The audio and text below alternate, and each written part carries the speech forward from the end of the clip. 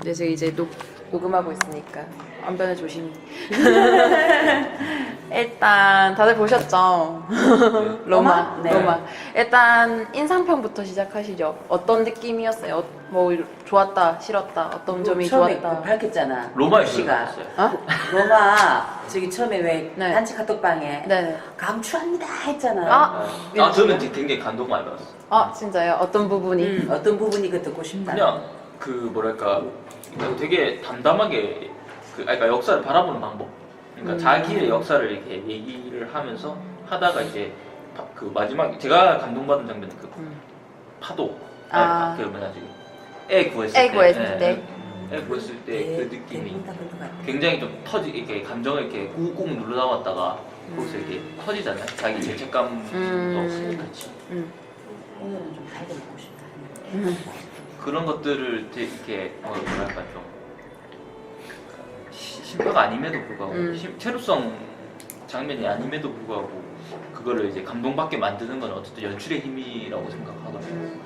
그리고 어떤 그 역사를 바라보면 태도 같게 돼요. 바람이 이 바깥에 있는 그 스크린 바깥에 있는 걸 카메라를 움직이면서 이제 스크린 안으로 포섭을 하는데 그게 이제 어떤 그 쿠아론이 생각하는 역사라는 게 이런 거구나. 그러니까 되게 자기한테 박제되어 있는 역사와 아주 무관하게 역사는 흘러가잖아요. 이 시위라든지 중요한 사건들 같은 거.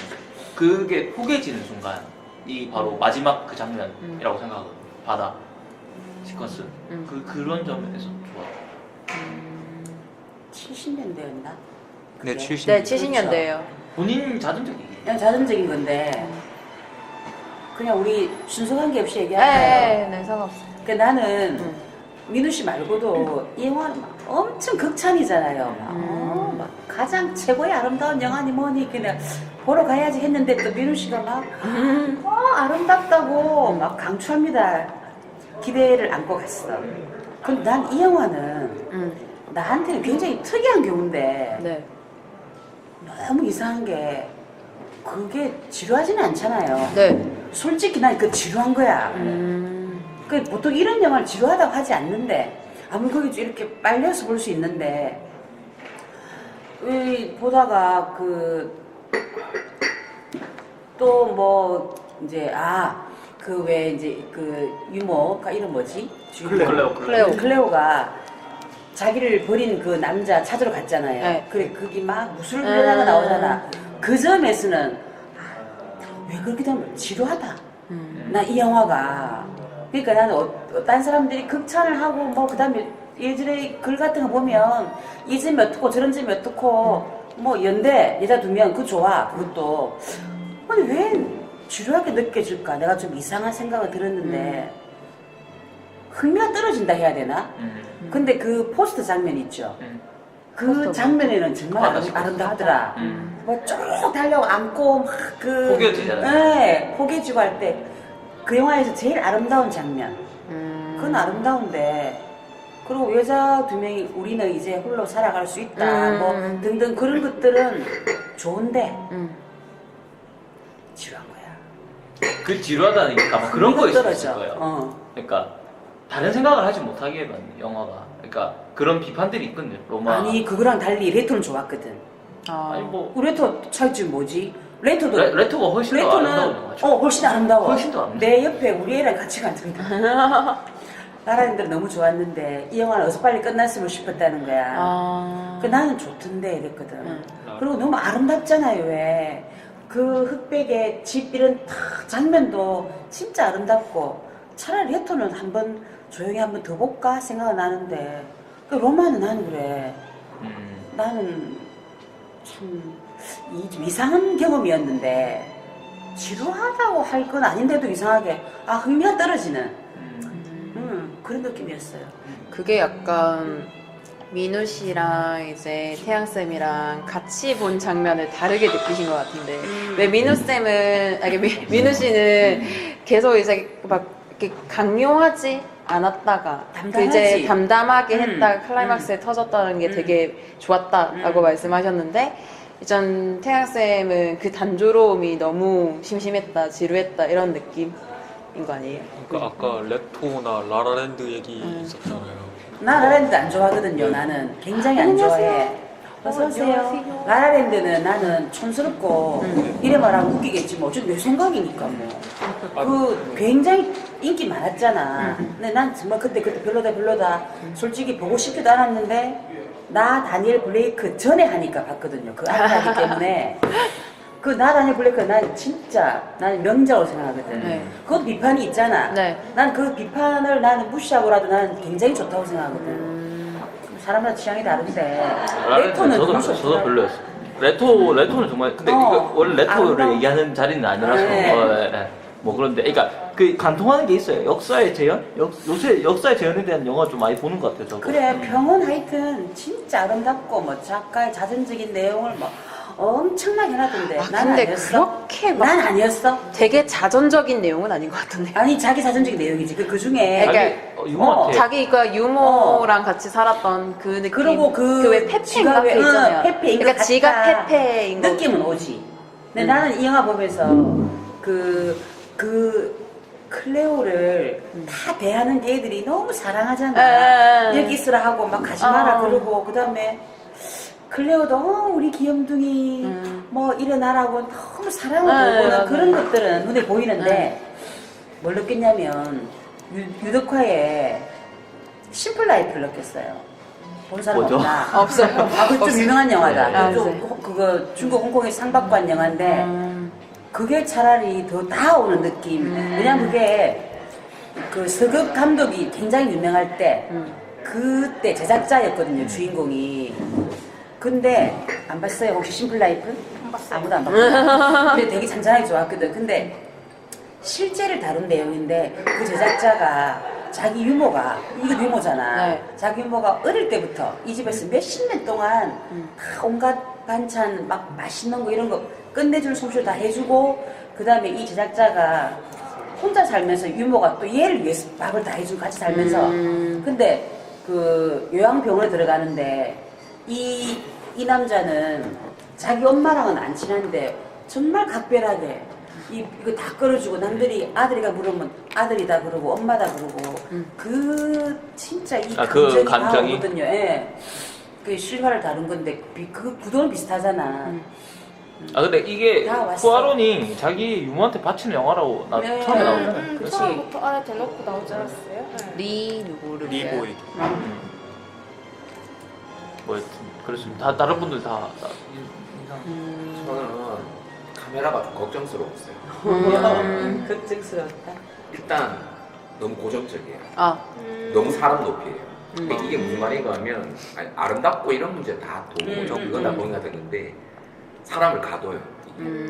그래. 답답하다. 어떤 느낌이 그죠? 어떤 답답하지. 느낌이냐면 내 시선, 내가 보는 이 시선이 최고야. 이 나르시즘이 느껴져요. 나도 그 답답함을 느꼈는가 봐. 그러니까 그러니까 쿠아론 감독이 앞으로 자기는 좀 걱정이 사실 그래비티도 약간 그런 느낌이 있었거든요. 근데 이 작품을 딱 보는 순간 이 사람이 약간 좀 안 그래도 촬영 감독도 자기가 지금 네, 그래비티하고 했다네. 반박하는 그러니까 그 자기가 부분이 오히려 쿠아론 감독의 그러니까 무의식이라고 해야 돼. 그게 더 드러난 거 아니에요? 그러니까 자기가 하고 싶은 대로. 과시적이지, 과시적이지. 응. 아니, 그러니까 과시죠. 그거요. 그러니까 그게 너무 보이는 거예요. 그래서 걱정되는 부분이 어디서 발생하냐면 역사를 전시해도 되는가? 그러니까 어떤 비극이잖아. 예를 들어 광주민주화 비극이죠. 아, 저도 그 생각했어요. 그러니까 막 사람 죽어나가는 거 그게 아름답다고 비추는 게 과연 그게 그건 아름답다고 비춘 건 아니지. 아니 그 그게 시대를 얼핏 보여준 거지 그냥. 아니, 아름답다고 그러니까 비춘 건 아니었을 거예요. 근데 이 카메라의 목적은 그 해변 장면 쫙 달리잖아요. 네. 그러니까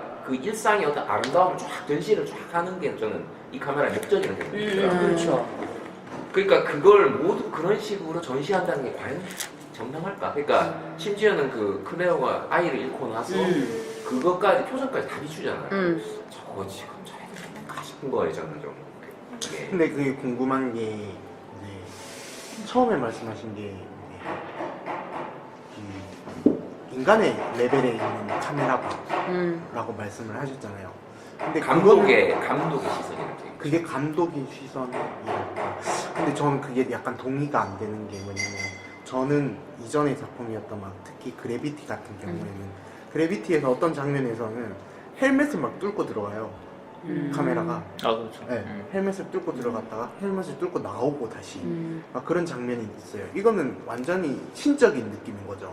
완전히 내가 신의 입장에서 카메라를 비춰보는 건데 이거는 가장 인간적인 시선에서 지켜보는. 인간적이라고 가정할 수도 있어요. 어떻게 그게 가장. 그러니까 그거를 본인이 굉장히 정당하다는 걸 과시하다는 느낌일 수도 있고. 왜냐면 이런 것에 비슷한 해서 로마에 대해서 비판점으로 항상 공통되게 나왔던 것이 한 그런 멕시칸 여성의 그런 삶을 성공한 그런 높은 위치에서 그 사람의 삶의 잣대를 본다는 느낌을 몇몇 사람들이 그걸 비판점으로 본 걸 저도 그럴 수 봤거든요. 있다.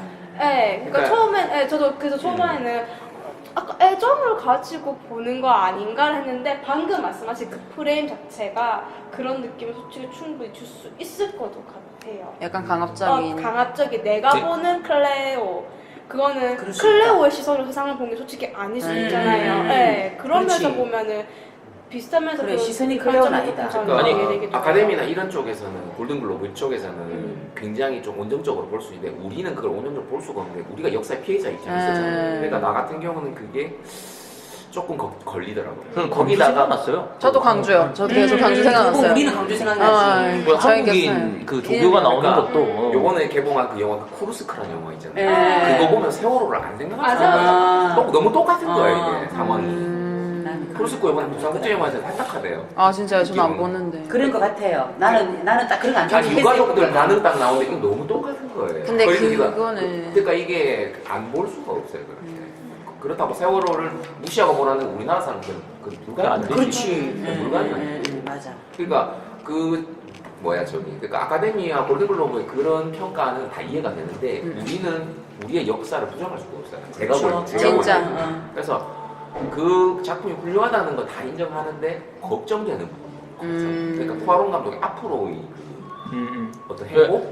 저도 의아한 지점인 게 그런 거예요. 그러니까 그 그래피티 같은 경우에는 이제 아예 다른 그냥 이제 그 극영하니까 그냥 자기 얘기니까 뭐 그렇게 과시적인 테크닉을 쓸 수도 있다고 생각하고 하는데 이제 그 로마는 자기의 그 어린 기억 유머한테 바치는 영화잖아요. 받친다 있어. 바치는 영화인데도 불구하고 약간 그런 과시적인 테크닉을 쓴다는 게 저는 좀 의아하긴 해요. 그것도 그 사람이 이미 유머는 그 원주민 네. 생각만 이미 자기 또 무의식에 그쵸. 그런 게 있지 않을까? 여튼 그런 어떤 그런 거에 대해서 의아하긴 한데 그 제가 동윤 쌤 말에 거의 반은 동의하고 반은 동의하지 않는 부분들이 이제 역사를 전시한다고 한 부분인데 사실 자기 추억을 좀 박제한 감은 없지 않아 있어요. 예를 들면 그거를 증명해주는 장면이 그 개들이 막 박제되죠. 그게 자기의 그 추억을 박제한다는 느낌이었거든요. 계속. 근데 자기의 추억을 박제해서 여기 이 영화에다가 박제한 그런 감은 있는데 그 박제된 것과 역사는 다르게 아예 그냥 유리된 채 흘러 작동한다는 거죠. 그러니까 그것도 결정적으로 보여주는 게 시위를 보고 있는 클레오 유리창을 넘어서 이렇게 시위를 이렇게 보고 있잖아요. 그게 이제 영화를 보는 그거랑 똑같다고 생각했거든요. 유리막이고 우리도 스크린이 아닌 유리막으로 이렇게 보고 있는 거잖아요. 그런 시선으로 보고 있기 때문에 전시라기보다는 그러니까 내 기억 속에 있는 그 역사는 나와 상관없이 흘러갔지만 사실 지금 따지고 보면 그것이 연관되어 있었던 것이 아닐까? 라는 생각을 했었을 것 같아요. 부활론도. 그렇게 보여줄 것 같아. 저도 의도가. 역사를 그런 식으로 바라본 것 같고 부활론이. 그리고 우려 전도 충분히 전 동의를 하는 거죠.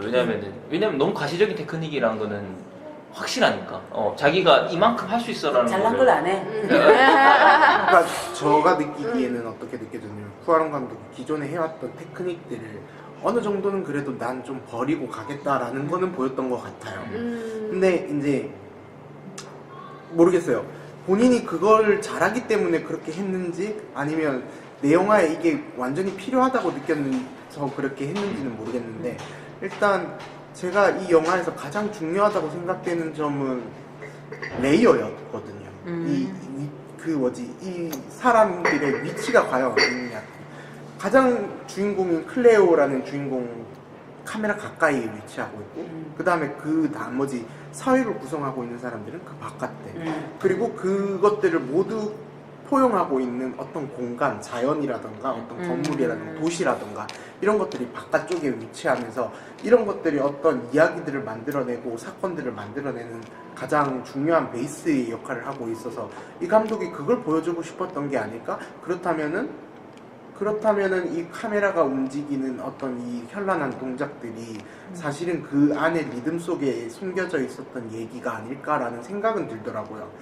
근데 뭐 이 감독이 그렇게 표현하지 않고 다르게 표현하고 싶었고 고전적인 뭐 픽스된 카메라로 보여주고 싶었다면 다른 이야기가 분명히 됐겠죠. 하지만 이 감독이 그걸 잘하기 때문에 한 게 아니었을까 이런 생각이 들어요. 저도 약간 여기 약간 동의를 하는 부분들은 그런 거죠. 그러니까 그렇게 과시적이고 약간 우려점이 있지만 어쨌든 자기의 얘기를 자기 메시지가 그게 뭐 이렇게 얕든 깊든 간에 자기 얘기를 효과적으로 전달하기 위한 연출을 우리가 비난할 필요는 없지 않는가라는 거죠. 그리고 그거를 또 아주 허접하게 연출하지 않잖아요. 그렇죠. 네, 쿠아론은 적어도 허접하게 연출하지 않으니까 약간 강압적이고 그럴 수는 있지만 어쨌든 자기가 하고 싶은 얘기를 그냥 자기 영화 작법에 따라서 연출을 이렇게 하는 거에 따라가줄 필요는 있지 않을까라는 비난이 생각. 아니라 네. 아쉬운 이 바라보는 주관으로 난 음. 그게 마음에 안 든다 할 수 있고 난 괜찮던데 할 수 있는 거 같아요. 그런 비난까지는 아니고. 그러니까 그런 연출 자체를 어떤 윤리적으로 이렇게 윤리적인 부분으로까지 나아갈까라는 의문이 드는 거죠 저는. 그래서 저는 그냥 따라가죠. 카메라의 위상이에요. 그러니까 쉽게 말하면 우리가 역사를 판단함이 있어가지고 카메라가 모든 걸 다 알 수 있는 이거예요. 그러니까 이 사람이 테크닉도 훌륭하고 이 움직임도 다 좋다 이거예요. 문제는 그런 움직임을 통해서 나온 이 역사가 이게 과연 그런 시선 자체가 올바르냐는 거예요. 시선. 왜냐하면 우리는 그러니까 뭐 미국이나 그 골든글로브 그쪽 시선 평단은 난 모르겠어요. 그쪽은 그럴 수 있어요. 근데 우리는 사실 역사의 피해를 맛본 입장이니까 과연 그것을 그대로 괜찮다고. 그러니까 카메라의 그런 어떤 태도를 용인해야 이렇게 그런 연출력을 그러니까 그런 훌륭한 연출과 아름다운 빚어내는 건 사실인데 문제는 그걸 그러니까 예를 들어 이런 거예요. 예를 들어 조금 약간 이제 논쟁적인 주제로 가자니까 이렇게 하는 뭐 여성의 육체를 아주 아름답게 그렸다고 해서 그 노출을 어디까지 다 활용해야 되는 이 문제예요. 약간 성적 대상화 그런 거 그 문제. 그러니까 그건 이제 윤리적인 문제로 귀찮게 되잖아요.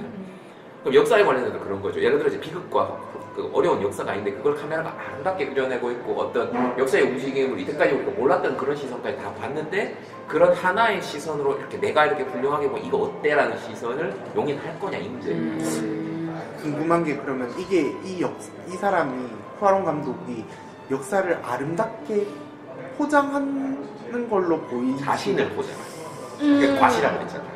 근데 저는 그러니까 역사를 아름답게 포장하지 않는데 그 역사를 아름답게 포장하지 않는 대신에 자기를 좀 뽐내는 그 사람 나이가 얼마쯤 돼요? 한 4, 50대 좀 그러니까 이게 진짜 완숙한 거장 전이야 이게.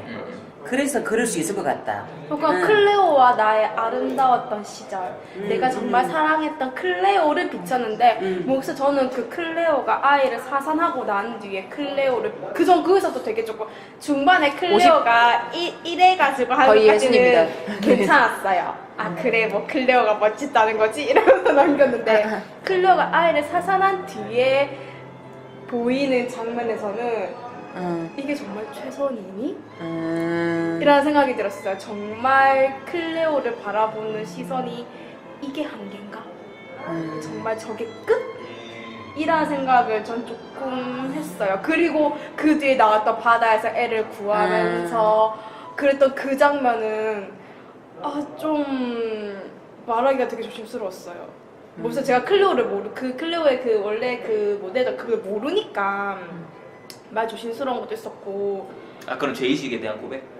죄의식에 대한 고백 플러스 근데 클레오가 아이를 사산하고 난 뒤에 펼쳤던 그 뒤에 후반부의 스토리텔링은 너무나 철저하게 좀 감독 시선이라고 생각이 들었고 좀 그 부분에서 전 좀 초반까지 되게 좋았는데 전 그 부분부터 좀 되게 점수를 이 영화에 대한 뭐 별점을 매긴다는 것을 근데 거기부터가 제일 저는 마이너스의 시작이었어요. 구도는 아름답던데. 구도는 영화 전체 아름다웠죠. 제일 아름답죠. 제일 아름다웠죠. 약간 저도 굴복한 느낌이 있어요. 그러니까 뭔가 과시적이지만 뭔가 그 연출력에 막 연출은 굴복을 정말 당해가지고. 예뻤어요. 그런데 그것도 진짜 뭐라 하긴. 그러니까 이게 그 감독이면 리들리 스콧이나 그 아주 미국 아주 유명한 감독들 이제 그 사람이 만들었다 생각을 해보라고. 그 사람이 만약에 그 영화를 찍었다.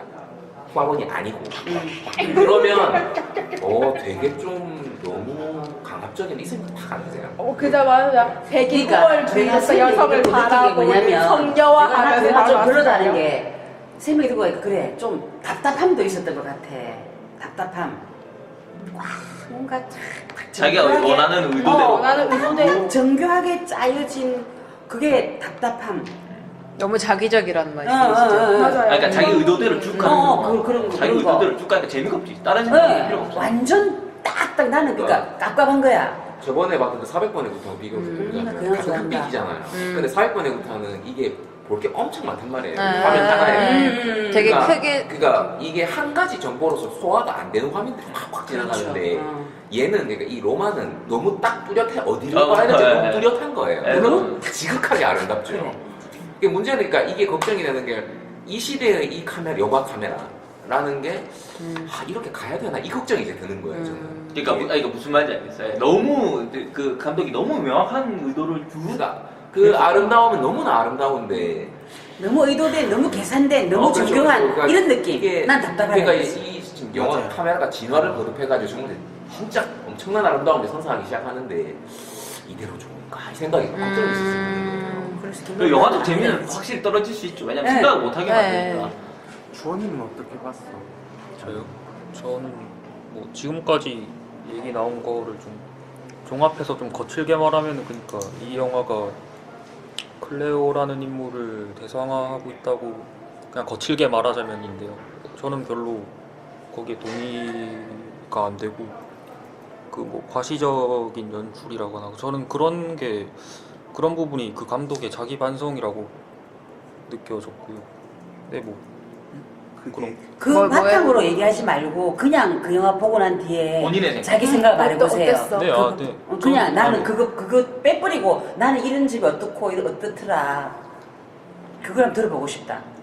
저는 딱히 그 인물이 갇혀 있다거나 뭐 그렇게 물론 카메라 기법은 거의 다 유려한 패닝이었는데 저는 일단 그 클레오의 담담한 노동이 잘 담겨져 있어서 그거를 그냥 어떤 기교 없이 보여준다는 점이 굉장히 이건 정말 영화다운 영화가 아닌가.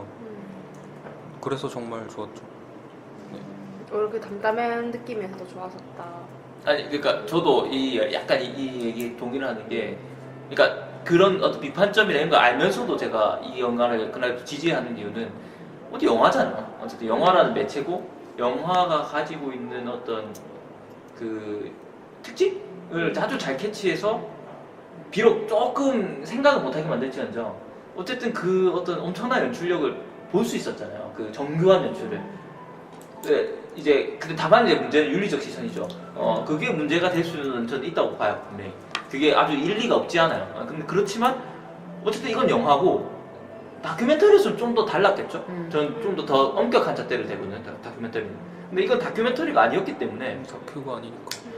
좀 그런 영화적인 그 연출에 대해서 약간은 좀 느슨하게 좀 허용을 해주고 왜냐면 푸아론이 정말 허접하게 연출했으면 저도 당연히 비난하죠. 시선도 구린데다가 연출도 구리면 이거 그런 당연히 장면도 근데 구겨야지. 민우 씨는 그 영화 보면서 그런 것들이 자기한테 스며들었는가 보다. 아니, 난 안 스며들었다는 거지. 완벽하게 그 의도대로 완전히 당한 거죠. 마지막에 이런 것도 있고 나는 자꾸 안 스며드는 거야. 네. 지금 유리 반짝반짝하잖아, 액자가. 그냥 이게 튕겨 나오잖아요.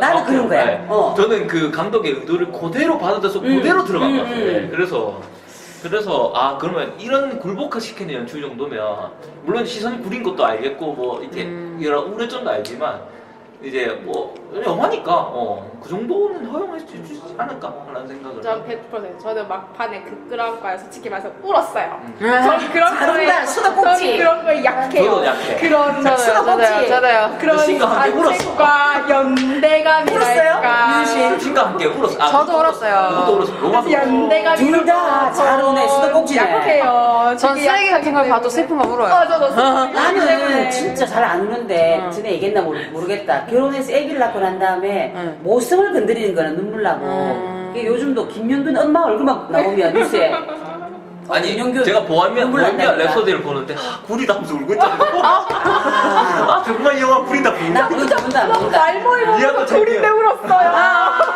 미안도 재미가 딱 나오는데 그냥 숨이 잘 터진다는 거구나.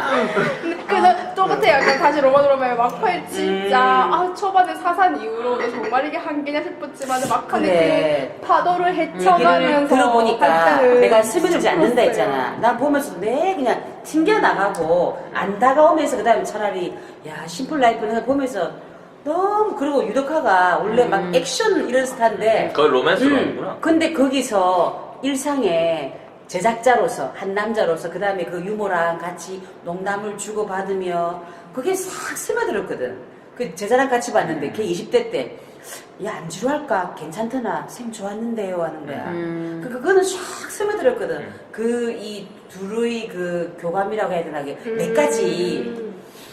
왜 그러면- 교감은 없었죠. 근데 저는 로마는 약간 전체적으로 봤을 때 물론 이제 우리는 광주라는 역사적인 배경이 있기 때문에 그 거기서 막 이제 멕시코에서 굉장히 혼돈의 시기잖아요. 그래서 이제 시위도 하고 막 갑자기 차를 타고 가다가 갑자기 애를 쏴 죽이고 막 이런 이야기를 밥상머리에서 막 하는 걸 보면서 이거 너무 우리의 그런 역사의식 같은 걸 건드린다라고 생각을 하는 건 충분히 공감이 가지만 그냥 제가 전체적으로 로마를 봤을 때 전체적인 느낌은 주관적으로 저는 약간 클라이막스에서 소연이가 느낀 그 너무 감각적이고 이게 최선인가 충분히 느꼈어요. 근데 그 전에까지 이 여자 주인공 멕시코 이제 그 유모를 삶을 쭉 보여주잖아요. 그래서 그걸 보면서 저는 그냥 되게 담담하게 이때 이 혼돈의 멕시코 환경에서 이런 노동하는 여성을 잘 보여준다라고 생각을 했거든요.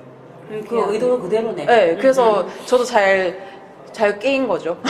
감독은 그냥 그게 의도대로 흘러가는 네. 그 연출력이 그래서 나는 그냥 그게 그렇게 사는 괜찮았어요. 거예요. 네. 그래서 저는 그 콰론 감독이 왜 그 클레오 유머를 사랑했는지를 알 것 어, 같은 거예요. 그거야 뭐. 그 혼돈의 시기에 예. 우리는 서로를 사랑이라면서 그 상처가 음. 그 아이를 사산하고 하면 그런 경험이 있던 걸 상처받는 그 유머 아버지 떠나버리고 진짜 엄마하고 단둘이서 우리를 돌봐주고 진짜 엄마보다 애들을 더 잘 돌봐줬어요. 아니 난 지금도 호칭이 아우 귀염둥이 아. 내 사랑 일어나 그걸 보면서 야 진짜 정말 사랑하는구나. 밥도 곤란이고 집안도 곤란이고 마음도 끝 없는 그 10대 어린 시절에 자기도 아픔이 있지만 이 정신적 요구를 할 수 있어요. 클레오가 10대예요? 아니. 어린아이들의 어린아이들. 그 어린 시절에 이게 가능한 그런 유머가 얼마나 자기 자신에게는 진짜 커다란 존재였고 그렇지. 작품을 바치고 싶다는 생각이 그것도 드는지는 그렇지. 얘기까지 했어요. 그래서 솔직히 그 생각이에요. 만약에 클레오가 사산 이후에 그런 모습 많이 보셨다면은 앞부분에 쌓아왔던 그 클레오의 그런 성녀스러운 부분이 깎였을까 생각을 해요. 이게 나름 한계라면 한계겠죠. 더 잘 표현했을 수도 있겠지만은 개인 솔직히 되게 큰 거라 생각하거든요. 왜냐면 그 클레오의 사상부터 시작해가지고 바다에 아이를 구하러 가고 고뇌하면서 다 함께 끌어안고 우리는 모두 너를 사랑해라는 게 그게 엄청난 클라이막스라 생각하는데 그게 좀 약했다 생각하지만 그래도 민호 씨만으로 흘러간 거죠. 클레오를 근데 사랑하게 이 된 둘은 머리는 구리다. 눈은 운다. 눈은 운다. 근데 저는 약간 구리다까지 생각 안 했거든요. 아니 이 영화 말고 보통 나는- 영화를 봤을 때 그랬잖아. 근데 로마는 참 좋게 생각했는데 레토를 보고 나서 이제 이 로마는 참 구린 영화였구나. 이게 비교가 안 되는 영화였구나. 나 레토 훨씬 좋았어. 왜? 물어보고 싶은 게 있는데 그럼 그 사산 장면이나 그 바닷가 장면에서 누나가 그 아까 얘기했던 그 너무 감독의 시선 아닌가 하는 이게 정말 최선인가 이게 한계인가 하는 그 지점이 왜 문제가 되는 건가요, 근데? 더 자세히 뭔가 나는 있어야 되는데 왜냐면은 물론 내가 너무 개인의 삶에 대해서 하지만은 사산을 한다는 것 자체가 그 아이를 원하지 않았다 하더라도 사산하고 난 뒤에 아이를 끌어안고 집에 돌아와서 바로 여행 가고 이게 물론 여행을 한번 거절하긴 하지만은 그거는 그게 근데 그렇게 되지 않아요. 몰라, 내가 볼 때는. 그게 왜냐면 그 사산을 원한다고 애가 죽지는 않거든. 그쵸. 근데 그렇게 돼버렸잖아. 그렇게 돼버렸는데 그다음 얘는 어쨌든 고용인이야. 그러니까 처음에는 이래가지고 안 가고 싶어도 가자 그러면 갈 수 있어. 아, 나 가는 것까지 괜찮아. 가는 건데 그 이야기 펼쳐지는 그 이야기 서사에서 저는 좀 약간 좀 더 임팩트라고 하긴 좀 뭐한데 나는 뭔가가 더 있어야 한다고 제 그냥 감정적으로 안에서 끌어내는 뭔가가 있어야 된다는 건가요? 감정적인. 아니면 추가적인 내용이? 추가적이나 감정적인 난도 들어갔어야 하지 그리고 않을까라 생각을 좀 만약에 해요. 세월호 유족들이 여기서 막 울고 있는데 카메라 이렇게 닫아대는 게 다 맞냐 이 말이죠. 맞아. 아주 사사는 간단해. 그건 정말 아니죠. 그거는 윤리적인 그거- 그 카메라가 카메라고. 왜 문제가 정말 되냐면 핵심이다. 왜 문제가 되냐면 그 카메라는 우리는 이 유족들 슬픔을 이해하고 있습니다라는 표시거든요. 그게 가능하냐는 거죠. 사산된 그 산모의 심정은 아무도 이해 못해요. 맞아요. 그게 그 사람이 아이를 원했든 원하지 않았든 그거를 이 앞에서 이렇게 갖다는 게 과연 올바르냐 이 말이에요. 쉽게 전 그게 너무 그냥 너무 좀 뒷모습에서 그러니까 이렇게 좀 뭔가 하면 좀 들어가야 되는 생각이 않을까 들었던 거니까. 그걸 꼭 이렇게 그 아름다움을 전시를 위해서 꼭 이렇게 해야 되냐는 거예요. 그러니까 이 감독 대화에 딱 물어야 돼. 대충 거자. 딱 근데 질문이다. 그 예시는 너무 비하하기 심한 것 같은데. 맞아. 그렇긴 한데 벌써 그냥 개인적으로 그런 느낌을 되게 봤어요. 너무. 근데 스님 지금 이 말은 맞는데 영화 전체를 본다면 이 카메라가 이렇게 멀리서 하면 생뚱맞아지는 맞아요. 거지. 그러니까요. 그 아, 방금 그러면 그 맞아요. 흐름이 예. 깨져버리는 거야. 그러니까 그게 되게 이거는. 아쉬운 부분이 아, 근데 계속 그랬거든. 맞아. 계속 그랬기 때문에 계속 그랬거든. 아니 근데 수밖에 그 없는데. 말을 들어서 말하면 그렇게 할 수밖에 없게 만드는 배치를 거론이 만든 걸 수도 있죠. 뒤로 멀어지면 어색하게끔 그 그러면 흐름이 배치를 깨진다고 산 건데 아니 근데 그거 전에 왜 멀어지면 회피하겠다는 그 갑자기 병원 갔는데 진찰받고 나서 갑자기 신생아실 뜬금없이 갔다가 거기서 지진 나가지고 막 애기 막 떨어지고 하는 장면을 시퀀스를 잡잖아요. 근데 그때는 막 옆에 할머니랑 애기는 막 무릎 꿇어서 막 하느님 아버지 기도하고 있는데 얘는 되게 담담하게 그냥 쳐다만 봤단 말이죠. 그리고 와, 그런 기억 장면도 못한다. 있고 그리고 또 산불 났을 때도 사람들 막 불이야로 뛰어나가는데 이게 그냥 그 베란다에서 보고만 있잖아요.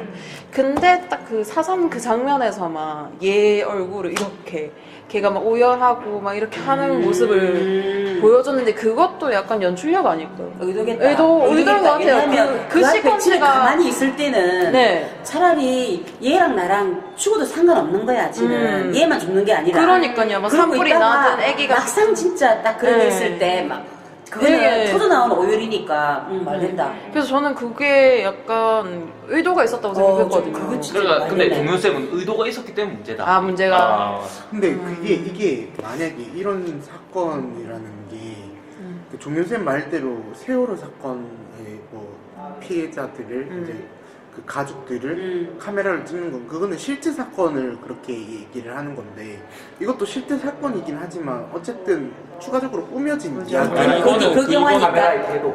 태도가. 감독이 기억을 카메라의 태도. 재구상한 거 이건 영화잖아요. 그렇게 그게 얘기하는 하고 거는 지금 아예 뭐야 핀트가 홍순 씨 안 말하는 것처럼 앞부분에 이랬다면 이게 딱 연결이 되는 네. 거지. 앞부분에 그냥 지는 안 움직였잖아. 네. 그러다가 진짜 글쎄 터져나오는 오열과 그걸 보여줘야 되겠다. 그러니까 제가 딱 그러니까 시선에 대해서 문제를 딱 삼는 건 그거예요. 그러니까 이게 그냥 어떤 지어진 얘기였다. 아니, 그러니까 그냥 지어진 얘기였다라고 하면은 뭐 더 괜찮았을 건데 이걸 자기의 사랑하는 이유만큼 바치는 영화임에도 불구하고 그런 시선을 보여줬다. 라는 건 저는 충분히 문제가 있다고 생각하죠. 저는 딴 게 별 문제라기보다는 그래서 영화 끝나고 난 뒤에 네. 그 저기 인터뷰 막 이런 데 보니까 기사에 감독이 실제 그 유모한테 이거 괜찮겠냐 물었대. 아. 괜찮다. 아, 그랬다 거기서요? 하더라고. 그리고 영화 첫 개봉회 때도 응. 요청도 했고 그 얘기를 물어봤다 하더라고. 하면 문제 실을 수 있으니까 쿠션을 좀 많이 깔아놨다고 좀. 아 근데 저는 궁금했던 게 혹시 비행기 보셨어요? 진짜. 나는 그 비행기가 도대체 뭘까 생각했거든요. 이게 첫 장면에 자기가 바닥 청소하면서 물이 이렇게 계속 오잖아요. 맞아. 근데 파도 같은 느낌인데 그거는 이제 마지막에 수미상관으로 약간 연결이 된다고 치고 근데 그게 중간에 비행기가 지나가는 모습이 보여요. 그 비치는 거예요. 이거 할 때. 그러니까 이게 그 첫 장면에 아, 첫 장면. 첫 장면에 오프닝 때 이렇게 나고 오프닝 때 마지막 때도 갑자기 보이고. 이렇게 지나가는 게 보이는 거예요. 근데 또 중간에 그 아빠 있잖아요. 집주인 남자. 애한테 편지 쓰라고 했는데 또 비행기 그리고 또 마지막에 또 비행기가 아니, 영화를- 보이더라고요. 한 번만 봤는데 한번 봤죠, 한 번. 와, 이 끝내준다. 그래가지고 기자님 거 아니야? 이야, 이 세밀한 나도 다 까먹었는데. 나 까먹었는데. 제가 생각합니다. 어제 봐서 그거까지 그러면 안 되는데요? 그거는 제가 또 기억을 못해요. 잘 못해가지고. 아니 그래서 도대체 그 비행기가 왜 계속 나오지? 뭔가 있다. 여러 번 나오잖아요. 그래서 난 거기를 추모하니. 일단 저는 숨이 싼 거에 나온 거 자체가 비행기도 뭔가 의미가 난 이게 물에 보통 대해. 다른 사람들이 영화 이 영화에 물이라는 키워드를 진짜 많이 잡거든요. 물이죠. 물 같은 물, 보통. 근데 저는 그 비행기는 물에 안 나오더라. 겹친 비행기가 너무 궁금한 거예요. 대단하다. 도대체 비행기를 왜? 그래서 막 그리고 되게 뭔가 장면이 있겠다. 나오는 장면들마다 조금 되게 처음에 막 애기들이 피 온다 이랬는데 분명히 뭐가 떨어져. 저건 우박 아닌가 이랬는데 막 우박 막 잡고 놀고 막 갑자기 지진이 나고 도대체 저 나라는 저때 당시에 얼마나 풍비박산이 났길래 저런 것들. 우박이야 뭐. 근데 가만히 지금 듣고 나서 생각해보니까 그런 것 같아요. 그냥 그게 이제 제가 말했잖아요. 클레오가 이제 시위를 이렇게 창문으로 바라보는 그게 이 영화가 가지고 있는 어떤 역사를 바라보는 태도 같은 느낌인데 비행기도 약간 저는 비슷한 성질이라고 보거든요. 아주 내려다보고 있잖아요. 그러니까 이 역사를 이렇게 대상화한다기보다는 그러니까 우리가 전혀 무관해 보이는 것 같은 역사적 사건도 사실은 우리의 인생에 있어서 계속 침범할 수, 그러니까 전혀 무관할 수 없다라는 얘기를 계속 이 사람은 하고 싶은 것 같아요. 그러니까 그거를 자기의 유머에 대한 추억과 자신에 대한 추억을 이렇게 버무려가지고 그 얘기를 하는 건데 비행기도 그런 일종의 메타포가 아닌가 하는 생각이 들거든요. 계속 내려다볼 수밖에 없는 시선이잖아요. 비행기 안에서 무언가를 보게 되면. 근데 이거 비행기는 각자가 생각하는 비행기가 다 다를 것 같을 수밖에 없어요.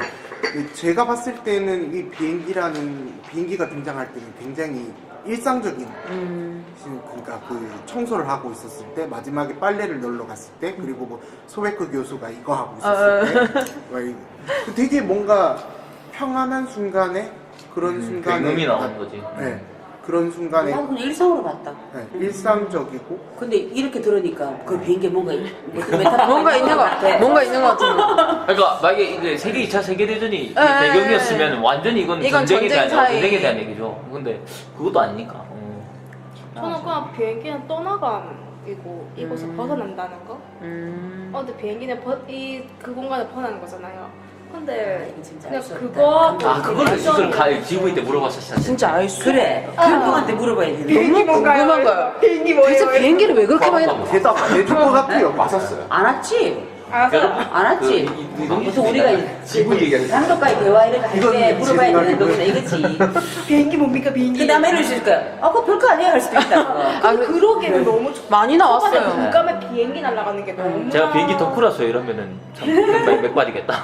아니 처음에 그럴 수도 있죠. 물이 파도처럼 이렇게 하길래 또 소리도 잘 없잖아요. 그래서 처음에 저게 파도인가 청소 같기도 하고 그랬는데 갑자기 비행기 지나가는 거 뭐야 저거는 이래서 저도 근데 파도 그냥 같은 파론이 게- 뭐 예전에 어릴 때 살던 집 근처에 비행기가 자주 날아다니고 나도 그 일상으로 그냥 그럴 수도 지가 놀 때 그럴 수도 있겠다. 그게 공항 근처라든지 뭐 그냥 거기에 일상으로 난 봤다. 뭔가 의미 부여를 할 근데 그렇다고 마지막에도 또 비행기가 등장하니까. 그죠. 그럼 그 말고 일상? 일상? 아니 공항 근처에 일상이 집이 있다든지 그리고 그 마지막에 계속 집 꾸민 것도 계속. 그때랑 거의 비슷하게 꾸몄다더라 안에. 근데 이거는 뭔가 얘기해볼 만한 가치는 있는데 각자 생각하는 게 달라요. 훨씬 더 재밌을 것 같아요. 솔직히 그리고 메타포 딱 하나니까 딱 그 하나니까. 근데 솔직히 그렇게까지 갇힌 카메라에 모든 걸 연출한 사람이 비행기를 허투루하지 않았을 것 같아요. 그냥 그건 저의 맞을 것 같다. 개인적인 고민, 개인적인 궁금함. 비행기 도대체 저도 뭔가? 아까 두 번째로 비행기 말씀하신 게 뭐였죠? 아까 그거 말고 비행기 말고 그 다음에 파도. 물? 물이요? 물. 물을 키워드로 많이 잡으시더라고요. 물이 양수? 아주 이런 데 액션적인 있어요? 영화인가? 어? 양수 탄생? 그게 처음에 그 파도처럼 이제 오프닝 인생의 하던 미련. 것도 있고 이게 원래 물이라는 게 생명 막 이런 거 있잖아요. 그러니까 양수 막 이런 뭐 것도 있고 인생의 파도 이런 것도 있고. 아니, 그래서 저는 그 그거 물보다는 약간 파도에 주목을 했었거든요. 그래서 왜 이게 파도처럼 물을 파도처럼 자꾸 보여주잖아요. 그리고 나중에 뒤에 나오기도 하고 이게 역사에 대한 얘기 생각이 아니에요. 아니면 한 개인에 있어서 인생에 아니, 클레오도 막 그런 사산 엄청난 사건이잖아. 네. 그리고 그러니까- 한 개인의 인생에서도 그 파도는 그러니까 실현 거스를 수 없는 어떤 것들을 상징하는 것이 아닌가? 그거는 자기가 뭐 자기 진짜 의지로만 근데 왜 제가 감동을 받았냐고 생각하면 그런 것 같아요. 그러니까 거슬 수 없는 파도를 이 아이들을 구하기 위해서 클레오가 그걸 거슬러 가가지고 걔네들 구해내잖아요. 그 장면이 굉장히 저는 감동이에요. 저 진짜 근데- 되게 놀랐어요. 파도를 거슬러 가면서. 진짜 수다 왜냐하면 그것이 어떤 연대를 근데 그 연대를 보여주는데 그게 감동인데 그냥 사산하지 않아도 그런 사건이 없더라도 그렇게나 각별히 그런 관계가 있다면 왜 사산이라는 이렇게 안 됐겠나? 사건을 집어넣었냐고 생각하면 제 개인적인 생각은 그런 거죠. 그러니까 아까도 계속 얘기했듯이 역사가 무관해 보이는 게 연출하지만 사실 무관하지 않는 걸 계속 얘기하려고 하잖아요. 근데 사실은 사산도 그 저기 12대 되어버린 자기 그 남자친구 걔가 어떤 12대를 이렇게 뭐라고 용역 깡패처럼 이제 했다가 이제 걔 때문에 결국 사산되는 건 마찬가지라고 생각하거든요. 그렇기 때문에 그런 연결점이 아닐까.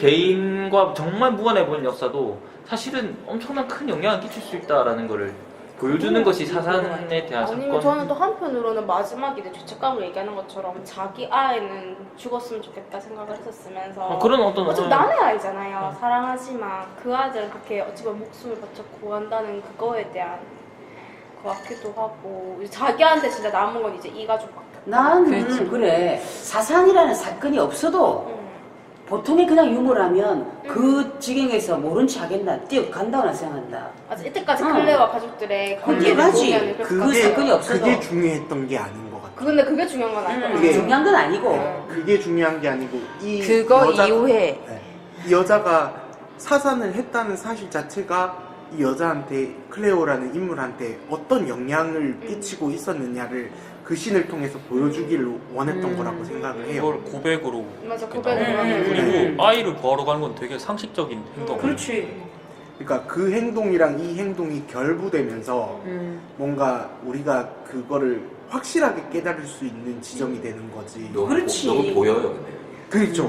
그게 문제지. 그래, 그래. 너무 보여요. 그렇지. 제가 그러니까 너무 아름답지 이런 느낌 있잖아요. 카메라 비추는데. 그래 너무 보인다. 아름답다. 아니 그게 아니고 저 숭고한 여성을 보라. 바로 그거. 저 숭고한 여성을 보라. 이거 90년대 같으면 이 순간 여성을 보라다. 진짜. 근데 그나게 말렸어. 그래. 왜냐면 보세요 그 파도를 이렇게 거슬러 물론 내가 가장 감동적이지 그랬지만 그 파도를 거슬러가는 그 클레오의 모습은 이때까지 계속 관망만 했잖아요. 맞아요. 그래서 관망만 하다가 드디어 이제 한 발자국 나가는 거죠. 한 발자국 나가서 이 거스른 걸 거슬러 가는 거죠 이제. 거스를 수 없는 거를 이렇게 거슬러 가서 하겠다는 거잖아요 자기가. 딱 보면 딱 숭고한 맞아요. 어떤 그러니까 여성을 생 말대로 너무 보인다는 거지. 너무 보여서 숭고한 근데 여성이고 나는 너무 보이고 그냥 이랬는데 나는 보이는 좋아요. 거 말투가 눈물 쫙 흘리고 이제. 그런 연출력은 너무 사실 대단한 이게 것 같아요. 그런 너무 보이는 것들이 이 영화에 너무 꽉 차 있어요. 뭐냐면 특히 그 아버지의 차 같은 경우에 특히 그래. 너무 이 보이지. 좁은 골목에 굳이 저 큰 차를 그래 가부장적인 플러스 클래식 그거 너무 파티면서 보이지. 막 담배 이러면서 근데 그거 시간 너무 하려는데 그리고 본인이 음악 틀어놓은 것도. 맞아요. 그죠. 그것도 밖에 소리하고 단절돼 있잖아요. 단절. 너무 티나잖아요. 자기만의 뭔가 고급 그러니까 약간 얕아 보이고 어떻게 보면 영화적 재미는 선생님은 없지만 전체적으로 이 총평은 전체적으로 로마에 대해서 너무나 아름다운 영상인데 앞으로가 걱정돼요. 저는 그거에 걱정되네. 대해서 더 얘기를 해보고 싶어요. 정윤쌤 말대로 이게 제가 봤을 때 쿠아론 감독만의 문제는 아닌 것 같거든요. 자기 세계를 문제라는 통제하는 어떤 네. 그렇게 이런 것도 네. 저는 이창동도 마찬가지라고 봐요. 이창동도 마찬가지라고 보는데 이게 되게 그 세계가 꽉 차 있고 되게 뭔가 의미가 항상 꽉 차 있는 빽빽한 것 같은데 근데 알고 보면 이것들은 다 조직된 거예요. 다 조직돼 있고 우리가 이렇게 우연의 산물로 만들어지는 영화라는 그런 영화의 우연적 산물들을 볼 수 있는 기회가 많지 않은 것 같아요. 요즘에 네, 요즘의 영화. 근데 저는 그게 다 동의해요. 그리고 저도 솔직히 말하면 그런 영화들을 좀 비판하는 입장이긴 해요. 근데 또 불구하고 그런 어떤 의도적이고 그런 어떤 그 세계가 그냥 자기 그 의도로 꽉 찬 영화들이 그리고 윤리적 시선이 우려되는 것도 당연히 저도 동의를 해요. 근데 영화라는 게 이런 영화만 있는 건 아니잖아요. 그러니까 이 어떤 영화라는 그 매체 특성을 이용해가지고 자기 얘기를 하려고 하는 영화들도 존재할 가치가 있다는 거죠, 사실은. 그렇지. 그러니까 이 영화가 이런 영화적 성취가 그러니까 지금 판단이 안 돼요. 솔직히 말하면. 그러니까 이게 앞으로 역사의 흐름에 이게 영화사라는데 길게 놓고 보자 미래의 영화사. 아 그럴 영화는 아니죠. 네, 그러니까 아니 뭐 그 하여튼 그까지는 알 수 없는데 이 앞으로 뒤에서 미래에서 봤을 때 이 영화가 과연 어떤 또 다른 어떤 영화의 흐름을 만들어내는 영화인지 아니면 어떻게 보면 내가 볼 때 약간 시대 착오적인 영화. 왜냐하면 지금 이 영화는 줄거리가 다 파편되잖아요. 뭐 코엔 형제도 그렇고 카우보이 그것도 그렇고 카우보이 노래. 예, 그것도 그렇고 하여튼 줄거리 다 파편시키고 말도 안 되게 막 만들어 놓는 게 뭐 타란티노도 그렇고 그런 흐름이 일반적인데 거기에서는 딱 벗어나 있잖아요 지금. 그러니까 이 흐름을 이 쿠아론가 계속 읽어 나가서 자기만의 어떤 독특한 작품 세계로 나갈지 아니면 저러다가 그냥 이도저도한 이상한 감독이 될지. 왜냐하면 감독들이 보면 영화가 뭐 이상한 거 한두 편 만들고 망하는 감독이 생각보다 많잖아요. 아니 시대의 그 시대가 지나면 이제 잊혀져 버리는 감독이 그렇죠, 돼버리는 그렇죠. 거죠. 네. 그때 당시는 굉장히 어떤 테크닉적이고 굉장히 최신의 트렌드를 반영하는 감독이었지만, 그러니까 이 영화가 말하는 영화적 성취를 높이 평가할지 아니면 이거를 좀 더 지켜봐야 될지 이제 각자 판단해야 된다고 생각합니다. 저는 여기서 약간 모르겠어 버는지 약간 넷플릭스가 함께 들어가서 응? 넷플릭스가 같이 들어가면서 만약에 쿠아론 감독이 상업 자금을 받고 이거를 했으면 과연 이런 식으로 만들 수 있었을까? 라고 한다면 자기 마음대로 만들 수 있으니까 넷플릭스는. 넷플릭스 만들 수 있으니까 만약 상업 자본은 그러면 이게 안 들어가는 이 영화는 확실하게 쿠아론 감독의 작품세가 드러났다고 봐야 되는 거예요. 네, 100% 들어가 생각해요. 그래서 이런 인터뷰 걸 했어요. 썼겠죠. 아니, 다른 데는 이 영화 못 만들겠을 거라고. 더 재밌는 사실은 그 로마가 극장에서만 봐야 되는 영화예요, 사실은. 맞아요. 그래요. 웃기지 않아요? 자기가 넷플릭스라는 플랫폼을 선택해놓고 그 소리 같은 거 자기 극장 다 통제했거든요. 그러니까 극장에 걸리는 조건이 자기 소리 이런 거 사운드 통제하고 전부 다 굉장히 까다롭게 조건을 걸었단 말이에요. 했어요. 예. 그러니까 이 사람은 이 영화를 자기 세계를 만들고 싶었어요. 근데 상업을 안 해주니까 넷플릭스. 넷플릭스를 해줬거든요. 약간 넷플릭스를 조롱하는 영화예요, 이게. 어찌 보면. 아 근데 돈만 벌 먹고 하겠다. 그래서 다들 막 이거 영화관에서 꼭 봐야 된다고. 맞아요. 그게 너무 이상한 아이러니한 상황 아니에요? 조롱하는 그 말이지. 이제 조롱한다 볼 수도 있고 조롱하는. 아니면 맞아 자본을 먹고 버리고 예, 싶을 수도 먹고 있는데 이용한 거지. 이용. 네. 조롱하는 아니, 이용하는. 극장에서 걸릴 수 없는 영화를, 아니, 걸리면 안 되는 영화를 플랫폼을 선택해놓고 극장에서밖에 못 걸리는 영화를 진짜 만드는 아이러니네. 진짜 아이러니지. 그러니까 이게 정말 그거는- 조롱하는 일 수도 있네. 그건 이 감독만이 할 수 있는. 아니면 그냥 저희가 영화라는 거에 대해서 한계를 정해져놨는데 쿠아론이 깨려고 하는 걸 수도 있죠. 아니 근데 저는 그럴 수도 약간 재열 씨가 아까 전에 이런 앵글들이 이제 영화 시퀀스가 보여주던 그런 우연적인 속성들을 너무 제한하는 거 아닌가라고 우려의 말씀을 하셨는데, 근데 어쨌든 간에 그 우연적인 속성들이 화면상에서 보이는 것도 감독이 의도를 하고 배치를 하는 거잖아요. 그러니까 그러니까 종료쌤 같은 경우에는 요즘에는 뭐 그런 되게 이제 딱 정해진 프레임이 아니라 되게 중구난방 여러 가지 모양을 보여주는 그런 시퀀스를 많이 보여주는 추세라고 하셨는데, 저는 딱 그런 딱 정해진 풍조가 있다라고 생각하지는 않고요. 그냥 감독들이 하고 싶은 대로 하는 것 같아요. 왜냐하면 갑자기 생각이 안 납니다. 사울의 아들 감독이 이번에 이제 사울의 아들도 마찬가지고 이번에 새로 신작도 마찬가지고 자기가 고수하는 그 시선들이 있잖아요. 그러니까 그렇게 조금 내가 특별한 앵글로 찍겠다 하는 사람들도 있고, 아니면 감독 진짜 따라. 네, 감독 따라 이게 딱 정해진 풍조가 있다는 게 아니라 또 재열 씨가 말씀하신 대로 이게 여러 가지 우연적인 속성들을 보여주는 것도 있고. 그래서 시대가 판단할 건데. 그죠. 그러니까 제가 봤을 때는 그런 건 있어요. 그러니까, 그러니까 저도 이 로마에 대해서 이 연출력을 네, 좋게 네, 네. 보지만 이 연출력이 시대를 넘나드는 그런 연출력인가? 그건 아닌 것 절대 같아요. 아니라고 보거든요. 절대 아니고 사실 히치콕은 언제나 회자되는 사람이지만 쿠아론이 언제나 회자될 사람일까? 라고 생각. 왜냐면 지금의 트렌드에는 굉장히 맞는 사람이지만 그래 쌤은 걱정된다. 네. 그래, 걱정된다고 말씀하시죠. 그 부분을 개인적 취향, 감독의 개인적 취향이라고만 인정할 수가 없는 게 윤리적인 부분이 걸리니까. 아, 걸려서. 그리고 역사가 걸려요. 아무래도. 그리고 뭐 아카데미나 골든글로브 쪽에서 그럴 수 있겠죠. 거기 승리자들이니까. 우리는 피해를 받고 식민지식의 경험이 있는 사람들이잖아요. 인정하기 힘들죠. 그 부분이. 그리고 아카데미는 부분들이. 너무 휴머니즘 그런 쪽으로 많이 치우치지. 그러니까 저는 딱그 입맛에 맞지. 골든글로브 이번 결과를 보면서 이상하다, 평단이 보수화됐나 이 느낌이 딱 드는 거예요. 아니 원래 그래요 걔네들. 근데 걔네들은 원래 약간 원래 그래요? 원래 약간 그런 느낌 아카데미가 원래 좋아하잖아요. 그래요. 아카데미 원래 그렇지. 아카데미가 액트 오브 킬링 안 하고 이상한 작품 다큐멘터리 창조 그랬잖아요. 그래가지고 엄청 불편한 거 싫어요. 걔네들은 편안한 것만 무조건 창조거든요. 네. 눈물 좀 빼는 감동적. 네. 아니 뭐 그런 거보다는 약간 편안하니까 대중적으로 받아들이기 편한. 되게 보편적인. 보편적인 얘기 좋아요. 근데 요새 그런 거에 대해 비판이 많아가지고 은근 좀 그래도. 아니 아, 근데 아카데미는 그 눈치 안 사람들은 봐요. 안 바뀌어요. 눈치는 절대 안 봐요. 그렇긴 해. 칸이 이거 눈치 엄청 보지. 칸 영화들 눈치 엄청 보거든요. 여러분 눈치. 네. 여튼 뭐 그래서 저는 안 봤어요? 저는 소리 없이 보셨죠. 봤으면 들어야지 우리가. 아니 소리가 핸드폰으로 봤죠. 아우 헤딩. 그게 반쪽 이게 무슨 소리고? 소리 없이. 소리 없이 봤다고. 어우 뒤야. 이게 핸드폰으로 보면 지원이 안 되는 파일이어가지고. 아니 어떻게 아. 폰으로 보신 거예요? 아니 영화에서 나 가려고 그랬는데 오늘 안 해가지고. 오늘 안 해. 맞아, 그래가지고 맞아. 부랴부랴 어제 이제 다운 받은 게 바로 안 되더라고. 바로 다운이 안 되더라고. 그래가지고 아침에 일어나 보니까 이제 다운 받아줘가지고 아, 핸드폰으로. 소리가 안 나. 이게 핸드폰으로는 음성이 안 한번 돼요. 화면만 본 감상을 말해봐요. 들어봅시다. 아이고 화면만 재밌다. 완전 재밌다. 아니야. 한 문장으로 말해봐요. 아니 뭐야 아무 화면만 본 느낌. 재밌다. 저 일단은 다시 한번 꼭 극장에서 꼭 아니 봐야 그건 되겠다. 그러니까 화면만 보니까 난 어떻더라. 우리 얘기 다 무시하고.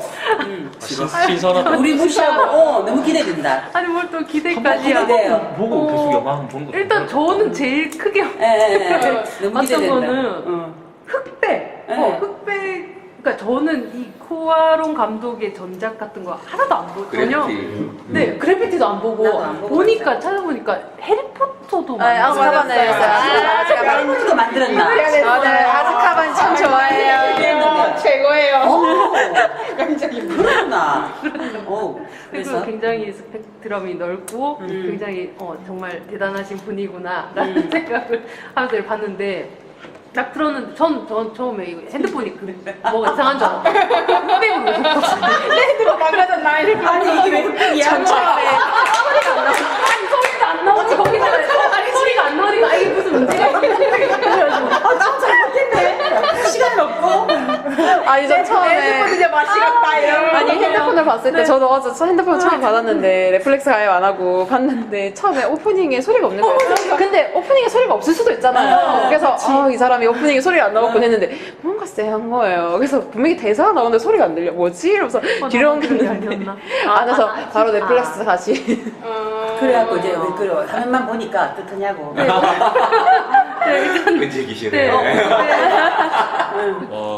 뭐라고 해야 되지? 일단 뭐 얘기한 거 다 동감을 하는데 엄청 그게 많더라고요. 그러니까 저는 전혀 사전 지식도 없고 기대도 안 하고 있는 거기 때문에 패닝이라 해야 되나? 그러니까 롱테이크 패닝이 되게 많고 그리고 약간 그러니까 좌우랑 뭐 좀 되게 뭐라 해야 되지? 카메라 어떤 구도라든가 이게 되게 예쁜 장면들도 되게 많은데 좀 되게 철저하게 좀 계산을 해서 했구나라는 생각을 좀 했고요.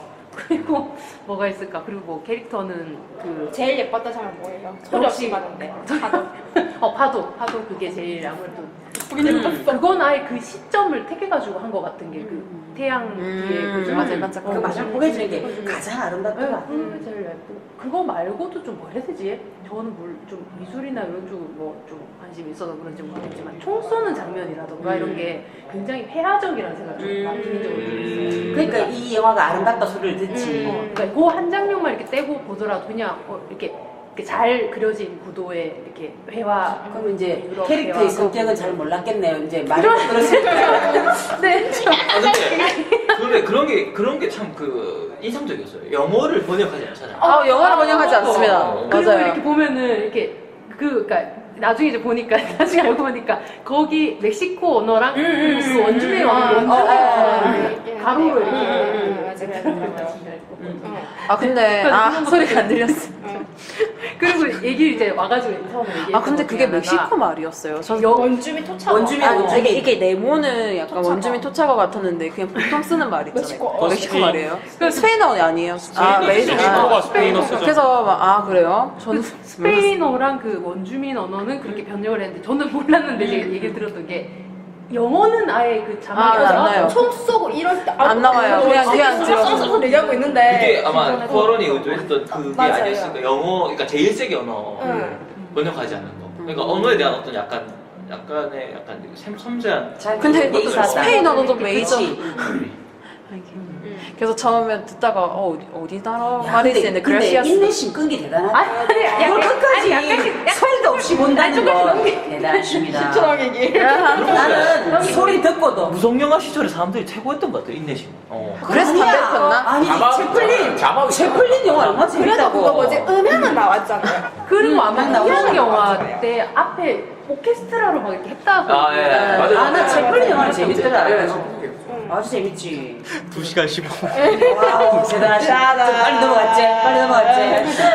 캐릭터 분석이 안 됐겠다. 이제 우리는 혼자 사는 거야. 이런 거 다 못 들었겠네. 자막이 나오니까. 저는 그것도 되게 좋았는데 그 왜 처음에 남편이 주차할 때 그 큰 차로 들어올 때 엄청 고심하잖아요. 뒤로 몇 번 갔다가 앞으로 갔다가 뒤로 몇 번 갔다가 앞으로 갔다가 근데 걔 나중에 그 거기 퀘벡으로 갈 때 걔 똥 밟잖아요. 안 같지 않아요? 그래서 안 갔긴 했는데 아무튼 개똥 밟고 막 이랬잖아요. 그래서 되게 약간 그런 것도 약간 암시적인 느낌이었고 아빠 별로 안 좋아하는 느낌 받았어. 네, 그리고 마지막에 아니, 남자들은 다 나쁜 놈이잖아. 네, 남자들은 다 그렇죠. 그리고 그 더그베이비다. 병원 데리고 갈 때도 그 둘이 다 가족을 보냈잖아. 맞아요. 개 같은 놈. 그러니까 이미 첫 등장부터 안 맞는 건 딱 티내잖아요. 그래서 병원 같은 데 갈 때도 그 왜 사모님이 막 이상한 이렇게 막 하더니 막 옆에 다 부수고 가잖아요. 그리고 마지막에도 술 취해서 다 부수고 그래서 약간 엿먹어라 이런 느낌인가. 아니 그런 건 있었어요. 그러니까 그 또 좋았던 거는 이제 그 클레오의 위치가 정확히 나오는 게 그렇게 잘 해주다가도 그 계급이 딱 보이잖아요. 계급이 화풀이 대상이죠. 마님 그래. 이름 뭐지? 마님 이름이 하여튼 엄마, 그 엄마. 백인 그 어떤 그 같은 여성끼리 연대임을 보여줌에도 불구하고 그 계급을 절대 버리지 이게 않죠. 옛날 우리나라 양반 주인집 마님과 남자들이 다 죽고 몸종하고의 그 연대랑 그게 비슷하다니까. 그러니까 그런 약간 그거는 좀 거칠게 표현하면 동등할 수가 없거든. 그런 지점을 그나마한테 표현했던 보이는 거. 게 누구야 사무라 이게 이제는 너랑 내랑 살 수밖에 잘 없구나. 모르는데 멕시코가 그 뭐지 계급이 생긴 게 식민 지배를 많이 받았잖아요. 그러면서 이 멕시코인들이 이제 스페인 맞나? 네, 스페인. 스페인 사람들이 위에서 군림하고 밑에서 이 상태로 쭉 계속 오래 갔다고 하더라고요. 그러면서 이 사이에서 스페인 계급이 하우스. 생겨나면서 그러면서 아예 그게 고착화돼가지고 아니 로마 지구도 그런 지구였대요. 그 로마가요? 그 지구. 유멕시코에 있는 잘 로마 사는 지역. 지구. 예, 그촌. 부촌. 예. 그래서 그 쿠아론에 어찌 보면 자기는 굉장히 부촌에서 그쵸. 상위 계급으로 그럴 때부터 태어났잖아요. 계속. 약간 거기에 대한 어떤 일종의 반성 같은 거이기도 하고. 근데 그거 어디서 들었던 것 중에 하나가 흑백으로 일단은 영화를 찍었잖아요. 그게 과거를 해상하고 과거에 대한 이야기를 해서 흑백으로 찍은 것도 있는데 흑백으로 하면은 이 피부색이 다 좀 이렇게 그러니까 백인 그거 많이 안 난다. 그거를 좀 없애기 위해 뭐 그렇게 하지 않았을까? 자기가 했다고 밝혔나요? 그건 아니고 추측이에요? 근데 좀 그 약간 저는 생각을 하게 되게 이거 흑백도 조금 다른 흑백 영화랑 좀 다른 게 느껴졌어요. 뭐냐면 저는 보통 흑백 영화를 찍으면 되게 명암을 확실하게 구분하는 편이거든요. 그렇죠. 조명은 네. 그렇게 치죠.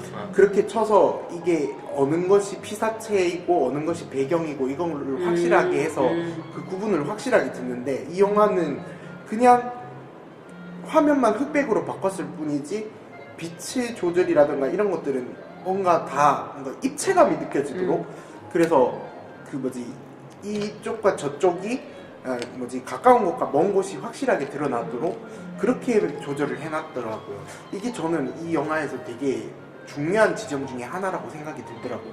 왜냐면 사운드도 그런 게 사운드가 보통 우리가 영화를 볼 때의 사운드려면 한 2-3개 정도의 층위로 나눠져서 가까운 곳, 먼 곳 이렇게 나눠져 있는데 제가 봤을 때 이 영화는 거의 한 10개, 20개 정도로 나눠져 있는 것 같아요. 뒤에서 들려그래요. 입체적인. 네. 그게 저는 이 영화가 가장 개인적인 시선이라는 거를 극명하게 보여주는 것 같아요. 왜냐면 이게 뭐지 사운드가 그렇게 되면 결국에는 하나의 시점으로 올 수밖에 없거든요. 그 사운드가 들리고 있는 어떤 특별한 위치가 있을 거라는 게 보이는 거고 또 이 흑백 화면들도 그런 명암을 제시해 주면서 결국에는 이 위치에 카메라가 있다, 이 위치에 보는 사람이 있다, 이 위치에 개인이 있다라는 걸 보여주고 있는 거라고 저는 생각이 들었어요. 그러니까 그게 딱 웃긴 게 장점으로 그 되는 것도 그것 때문에 그렇고 단점으로 치환되는 것도 그런 점들 때문에 네. 그렇게 똑같이 동일하게 얘기해요. 그렇죠. 장점으로 얘기하는 사람들은 이게 영화적 체험을 만들어준다. 역사의 체험을 하게 만들어준다. 그러니까 이거는 확실히 체험을 위한 영화인 것 단점은 같아요. 가두어 버린다. 단점은 자기 시선대로 때문에 가두어진다. 네. 답답함을 느끼죠. 그러니까 그런 거죠. 그 체험이 진짜 체험 맞냐고라고 얘기해버리면 일리가 있거든요, 사실. 그쵸. 쿠아론의 체험인 거지. 우리의 체험이 아니야. 정교하게 연출을 했고 근데 그것이 또 한편 답답함을 줄 수도 있고 아니 교조적인 거죠. 강압적인 거죠. 사실. 그냥 진짜 정말 이 영화는 신기했다니까. 그렇게 많이 봤는데 이 영화는 뭐 그렇게 지루한 영화는 아닌데 아닐 것 같은데. 흥미가 떨어지는 거야. 그러니까 제가 그거 말한 것도 초반에요. 하품 나는 느낌. 의도적으로 다 보여주니까. 그냥 더 끌려가지 않는 느낌. 그러니까 이거 신기했다 이거. 이야기에서도 맞아 그런 게 느껴지는 게 이야기도 좀 그래. 네, 이야기가 어떻게 되냐면은 분명히 사회적으로 큰 사건들이 있잖아요. 굵직굵직한 사건들이 있고 사회적으로 그 뭐지 민주화 운동처럼 그렇게 일어났던 그런 굵직한 사건을 다루지 않고 이 아주 개인적인 이 하녀라는 사람의 시각에서 이걸 봤을 때 굉장히 연약한 사람이고 이 환경 앞에서 어찌할 바를 모르는 사람이잖아요. 그러니까 이게 그 사람의 위치를 그렇게 딱 지정해 놓고 시작을 하게 되니까 이 뭐지 그 이미지들이 다 층위가 그렇게 나눠져 버릴 수밖에 없는 거예요. 이게 이 층위들이 서로 상호작용을 못하는 거예요. 이게 상호작용을 못하는 거예요. 그러면서 나는 그거를 그냥 고스란히 받아들일 수밖에 없는 사람이 되어버리는 거죠. 그러니까 저는 그 상호작용을 못하는 거를 오히려 괜찮다고 생각합니다. 왜냐면 상호작용을 하지 않게 무관하게 흘러가는 것처럼 보이지만 결국에는 이제 하나로 물론 이건 다 의도를 제대로 그 사람이 그러니까 이게 똑같은 얘기를 그러니까 이 영화를 까는 사람도 이 영화를 지지하는 사람도 똑같은 지점을 가지고 또 그렇게 얘기해요. 똑같은 지점 가지고 누구는 그게 더 장점이다 보고 이게 장점이냐 단점이냐를 찾아보는 것도 되게 중요한 것 같지만 그래서 이 특징들을 알아놓는 것도 되게 의미가 있을 것 같아요. 그러니까 똑같은 지점을 다르게 얘기하는 게 이 영화의 해차인 것 같아요. 그러니까 똑같은 얘기밖에 할 수밖에 없어요. 왜냐면 의도가 너무 명확하기 때문에 그렇거든요. 그렇죠. 예. 그러니까 그 시선에 갇힐 수밖에 없는. 그러니까 그게 그 시선이 올래 안 올래의 얘기밖에 나오지 않는 거죠, 이 영화. 그러니까 그 영화적 성취, 그게 이 영화의 성취잖아요. 네. 그 영화적 성취를 훌륭하게 볼 거냐 아니면 시대착오적으로 볼까? 이게 지금은 판단이 잘 안 된다고 조금 더 진화해야 된다고 생각해요. 그리고 이 감독, 이 쿠아론 감독이 차후의 작품이죠. 과연 있어 봐야 된다. 이 스탠스가 이 감독을 진화시킬 건지 퇴보시킬 건지 나는 좀 걱정돼요. 계속 할 것 같은데요. 그러니까 계속 똑같이 할 것 같아요. 그래비티보다 더 심해졌거든요. 제가. 그쵸. 예, 더 심해졌는데 그래비티 보시면 그 롱테이크하고 패닝 거기 그때부터 나오거든요. 그러니까 지금 저는 더 여기 심해졌다. 로마가 더 심해졌다는 거예요. 그러니까 촬영 감독 바뀌면서 또 그러니까 촬영 감독이 있으면 이 사람하고 이렇게 다다다다 하면서 이게 조금씩 아니 바뀌고 자기는 있거든요. 그 촬영 감독 쓰고 싶었는데 그 사람이 시간이 이제 안 안 나니까. 됐으니까 다른 어쩔 수 감독이- 없이 자기가 찍었는데 만족스럽다 뭐 그런 걸 봤거든. 더 자기 더 늘어났어요. 예. 그 자기는 앞으로 일단은 또 그렇게 나갈 거야. 근데 얘기들을 가만히 들어보니까 감독이 왜 뚝심 있게 자기 독특한 스타일로 쭉 가는 사람이 있고 어떤 사람은 내가 같은 사람은 내가 지루하거든 그러면 자꾸 다른 걸 이렇게 그러니까 새롭게 시도해 보는 거야. 저는 근데 그런 것도 뛰어난 필요하니까. 연출력에 있는 사람들을 참 한테 굴복당한다는 생각이 많이 든 게 버드맨도 사실 그렇거든요. 버드맨도 자기 시선으로 쭉 가잖아요. 그 하여튼 멕시코 커넥션이 다 그래 걔네들이요. 굉장히 예쁘게 찍고 아름답게 찍지만 시선은 굉장히 동일한 직선적인 그런 영화. 저 버드맨 되게 감동받고. 근데 요새 멕시코 감독이 떠요. 좀 유명한 저거는 사람 안 많다. 봤는데. 떠요. 네. 그 원테이크처럼 보이는 부산 영화제에서 멕시코. 그 제목 뭐더라? 그 멕시코 감독이었는데 지금 막 되게 뜨고 있던데. 쉐이프 오브 워터. 애 저기 뭐야? 가버나움. 애가 그 왕따를 당했는데 그래 결국 애가 뭐 죽게 됐는데 이 아버지가 영화에 딱 그 무심한 데 있잖아. 딱 고등학교 납치해가지고 호수에서 바로 그냥 살려줘 하는데 이제 탁 던지고 끝나버리는 거야. 강렬했거든. 근데 지금 제목을 까먹었는데 그런 걸 까보면 아무 의미가 없는 아니 근데 내 말은 그 감독이 네. 뜨더라고. 그러니까 멕시코 요즘 모르겠어요. 멕시코 감독들이 다 그런지 요즘 뜨더라 좀. 모르겠는데 하여튼 아까 재현 씨가 말하고자 하는 그 주제랑 좀 비슷한 게 뭐냐면 그 제목이 유명한 아름답기만 하면 영화거든. 된다. 그러니까 감독이 자기 세계를 완벽하게 통제하는 감독들이 있어요. 실제로도. 그리고 그런 사람들이 칭찬도 많이 받는 경우도 많아요. 상도 많이 받고 위대한 감독으로 칭송되고 그런 것들이 점점 많아지고 있다는 거잖아요. 그러니까 그죠. 그러니까 약간 윤리적 시선을 벗어나는 감독들이 좀 점점 더 많아지고 그리고 그런 사람들이 좀 그 칭송받기도 하고 하는데 그런 게 과연 긍정적인 현상이냐라고 봤을 때 저는 긍정적인 현상이라고 보진 않아요. 그게. 저도 그런데 이제 그런 영화들을 또 있어야 된다라고 생각을 하죠. 왜냐면 근데 그럼 제가 이해를 잘못한 건지 모르겠는데 그러면은 로마가 아름다워 보이려 한다는 건가요? 뭐 그렇죠. 그렇죠. 아름답게 장면을 연출했다라고 볼 수 생각해요. 있지. 그렇죠. 그렇지. 그러면 그걸 또 않지만 이제 높게 보는 사람들은 정말 아름다운 영화다라고 로마는 볼 수 있고. 절대 투박한 영화가 아니에요. 절대 로마는 투박한 영화. 정교하게 정말 정교하고 세련된 정교하게. 영화예요. 저는 그렇게 생각하지 않는데 연출은 굉장히 쿠아론 감독의 통제에 의해서 그렇게 한 건 맞는데 이미지적으로 아름다워 보이려 한다는 건 그러니까 그게 연출을 연출을 정교하게 하다 보니까 자기가 아름답게 의도하지 않더라도 이게 화면이 아름답게 놓여질 수밖에 없는 거예요. 그러니까 그건 대단한 점 아닌가요? 저는 그게 대단한 점 생각하는데 그걸 지금 높게 사는 사람들은 그러니까 그 영화의 장점을 성취를 보는 거지. 훌륭하게 볼 건지 안 좋게 볼 건지가 근데 그 지금 사람만의 다 나뉘는 그러니까 거지. 미학적인 우리가 그게 문제예요. 그게. 우리가 얘기하고자 하는 거는 그러면 이걸 아름답게 얘기를 하는 게 아름답다라는 가치가 과연 궁극적으로 옳은 가치인가? 어디까지 허용될 건가? 네. 그러니까 그 아름다움이 다 되는 게 아니다. 아무것도 되는 게 그런 아니니까. 거죠. 예를 들면 자베돌라 같은 영화도 그 감독도 굉장히 칭찬 많이 받았잖아요. 나 그 좋아했다. 굉장히 과거에 얕은 주제 의식을 가지고 있지만 굉장히 아름답게 아름답게 만들었어요. 표현하지. 그래서 그렇게 했다가 이제 요새는 좀 별로 평가를 못 받던데. 요즘 영화 나오는 것도 없네. 단지 세상의 끝 이기고. 네, 이러는데 하여튼 그런 영화들이 점점 많아지고 영화 감독들이 점점 많아지고 있다. 그리고 그런 사람들이 메이저로 올라오고 있다. 이런 거에 대한 문제 의식.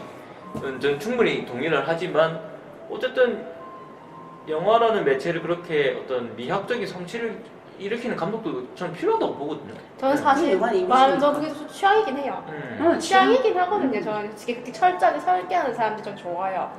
자기 아니 사실 세계를. 따지고 보면 히치콕도 그런 사람이에요. 그래서 저는 히치콕이라든 이런 사람 좋아해요. 아니, 박찬욱 좋아해요. 글이 아니고 이미지이기 때문에 네. 미학적 성취는 사실 히치콕 박찬욱 얼마나 다 그렇잖아요. 윤리적으로 문제가 되는 시선 많습니까? 여성에 대한 대상어도 당연히 그렇고 자기에 대한 금발머리 미인만 나온다. 컴플렉스를 다 유감없이 거기다 정당화시키거든요. 자기. 네, 얘기했잖아. 고래들 보시면 그 감독 미인만 좋아한다. 시골 엄마도 완전히 도회직이 세련된 엄마로 나오고. 어느 가족은 안 그렇던데. 예쁘잖아요. 근데 어느 가족만 어느 가족에서 이제 여자 주인공 엄마 네. 예쁜 건 아니지만 이라고. 예쁜 건 아닌데 그 사람은 우는 연기 아니 딸로 나오는 사람 이해가 막 굉장히 예쁜데. 거의 다 그 감독이 거의 다 미인을 써. 몸매 예쁘다 생각하는데요. 몸매 풍만했지. 아니 여튼 풍만했지. 여기가 말은 인종카드도 고래가 인종카드도 자기 그 그림 가지고 끝까지 가는 바다만 다이어리 봐라. 얼마나 다 예쁘다. 다 예뻐. 그러니까 하여튼 그렇게 따지면 사실은 우리 이건 마무리하고 다음 영화로 정합시다. 윤리적 시선 대충 다 가지고 나왔다. 이렇게 모든 걸 단죄해 부르기 시작하면은 성취가 없어진다고 생각해. 영화란 매체 자체. 그렇지. 아 근데 그거 되게 예민한 문제인 것 같아요. 그럼 과연 그런 거 예민하지 말아야 되냐? 예술이라는 걸로 알고는 해서. 있어야 되지. 알고는 있어야 되지만 그걸 비평의 영역으로 가야 되는 거지.